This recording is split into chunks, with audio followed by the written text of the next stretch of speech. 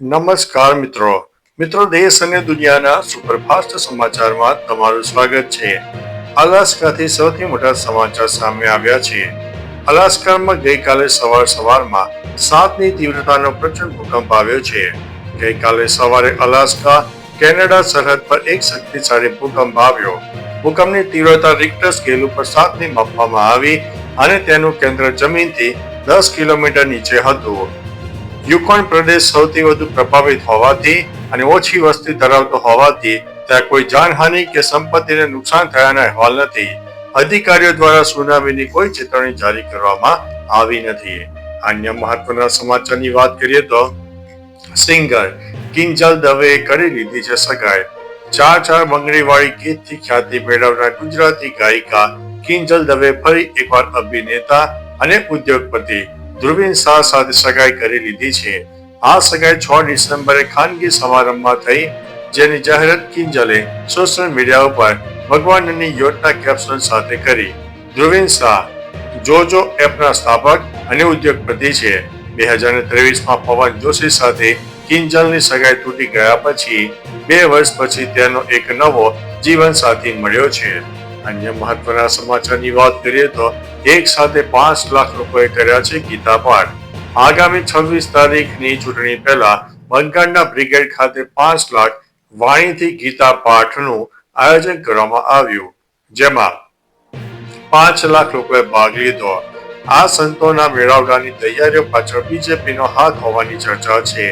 Stage ઉપરથી કાર્તિક મહારાજે મુખ્યમંત્રી મમતા બેનર્જીના વખાણ કરતા કહ્યું છે કે તેમની પોલીસ ખૂબ મદદરૂપ છે. નોંધનીય છે કે મહારાજે 1 વર્ષ પહેલા મમતા બેનર્જી પર આકરા પ્રહારો કર્યા હતા. અન્ય મહત્વના સમાચારની વાત કરીએ તો ઠંડીનો ચમકારો યથાવત. દાહોદમાં સૌથી ઓછું તાપમાન 11.6 ડિગ્રી નોંધાયું છે. હવામાન વિભાગે આગાહી કરી છે કે ગુજરાતમાં ઠંડીનો ચમકારો ચાલુ રહેશે. રાજ્યમાં સૌથી ઓછું તાપમાન દાહોદમાં 11.6 ડિગ્રી અને નલિયામાં 12.6 ડિગ્રી નોંધાયું છે. ઉત્તર પૂર્વના દિશામાં પવન ફૂંકાતા ઠંડીનો ચમકારો ચાલુ રહેશે. હવામાન વિભાગના જણાવ્યા અનુસાર રાજ્યભરમાં 15 થી 20 કિલોમીટર પ્રતિ કલાકની ઝડપે પવન ફૂંકાઈ શકે છે અને 7 ડિસેમ્બર પછી વધુ ઠંડી પડવાની શક્યતા છે. અન્ય મહત્વના સમાચારની વાત કરીએ તો અમરેલીમાં આપની કિસાન મહાપંચાયત. આમ આદમી પાર્ટી દ્વારા અમરેલીમાં કિસાન મહાપંચાયતનું આયોજન કરવામાં આવ્યું. આ પંચાયત બપોરે 3 વાગે અમરેલીના સિનિયર સિટીઝન પાર્ક ખાતે યોજાશે.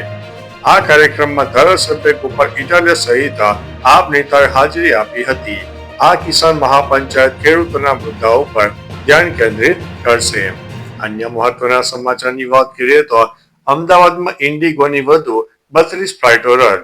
અમદાવાદમાં ઇન્ડિગોની વધુ 32 ફ્લાઇટ રદ થતા મુસાફરોની હાલાકી વધી છે.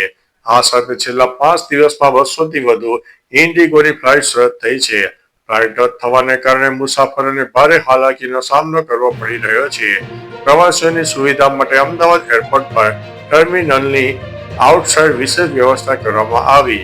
ઇન્ડિગોના આ સંકટનો ગઈકાલે સતત 5મો દિવસ જોવા મળ્યો હતો. અન્ય મહત્વના સમાચારની વાત કરીએ તો સચિનની પત્ની ફરીથી માતા બનશે. પાકિસ્તાનથી ભારત આવેલી સીમા હૈદરે સારા સમાચાર શેર કર્યા છે કે 6મી વખત માતા બનવા જઈ રહી છે. સીમાએ જણાવ્યું છે કે તે 7 મહિનાની છે, ગર્ભવતી છે. આ પહેલા તેણે આ વર્ષે માર્ચમાં સચિનની પુત્રીને જન્મ આપ્યો હતો. સીમા હૈદરે કહ્યું છે કે મીરા ફેબ્રુઆરીમાં બહેન ભાઈની આશા રાખી રહી છે. ભગવાને અમને ફરીથી ખુશીઓથી આશીર્વાદ આપ્યા છે. અન્ય મહત્વના સમાચારની વાત કરીએ તો કાગવડ ખોડલધામ ખાતે સન્માન સમારોહનું આયોજન. ખોડલધામ ટ્રસ્ટ કાગવડ દ્વારા આયોજિત સન્માન સમારોહમાં સૌથી મહત્વપૂર્ણ વિકાસ એ રહ્યો કે ખોડલધામના પ્રમુખ નરેશ પટેલ અને ધારાસભ્ય જય સાદરિયા વચ્ચે ચાલતી લાંબી કોલ્ડ વોર હવે સમાપ્ત થઈ છે. કાર્યક્રમમાં મુખ્યમંત્રી ભૂપેન્દ્રભાઈ પટેલ, કેન્દ્રીય મંત્રી મનસુખ માંડવિયા અને ભાજપ પ્રદેશ પ્રમુખ જગદીશ વિશ્વકર્મા હાજર રહ્યા હતા.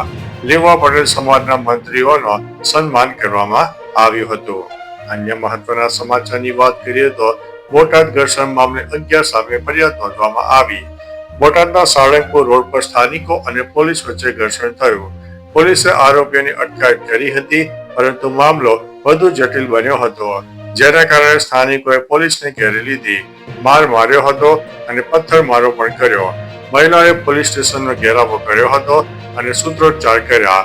આ મામલે પોલીસે 3 મહિલાઓ સહિત 11 લોકો સામે ફરિયાદ નોંધાવી છે અને વધુ તપાસ હાથ ધરી છે. અન્ય મહત્વના સમાચારની વાત કરીએ તો આપના રાષ્ટ્રીય સંયોજક અરવિંદ કેજરીવાલ ગઈકાલથી 3 દિવસ માટે ગુજરાતના પ્રવાસે. આપના રાષ્ટ્રીય કન્વીનર અરવિંદ કેજરીવાલ રાજકોટ એરપોર્ટ ઉપર પહોંચ્યા. ગુજરાત પ્રવાસ દરમિયાન તેઓ આજે એક ખાનગી હોટલમાં બોટાદના ખેડૂતો સાથે મુલાકાતનું આયોજન છે. ત્યારબાદ 9 ડિસેમ્બરે અરવિંદ કેજરીવાલ હરડોઈમાં ખેડૂતોના પરિવારને મળશે અને શોક વ્યક્ત કરશે. તેમની મુલાકાત રાજકીય રીતે મહત્વપૂર્ણ માનવામાં આવી રહી છે. તો ચાલો મિત્રો, ફરીથી દેશ અને દુનિયાના સુપરફાસ્ટ સમાચાર લઈને મળતા રહીશું. ત્યાં સુધી અમને રજા આપશો. નમસ્તે.